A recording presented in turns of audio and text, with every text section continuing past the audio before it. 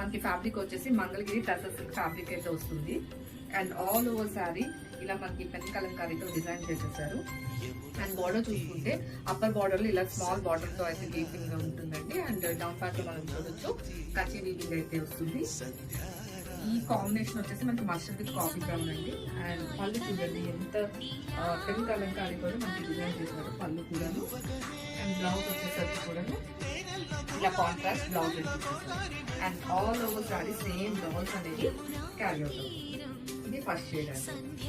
And second shade వచ్చేసరికి black with red combination అండి.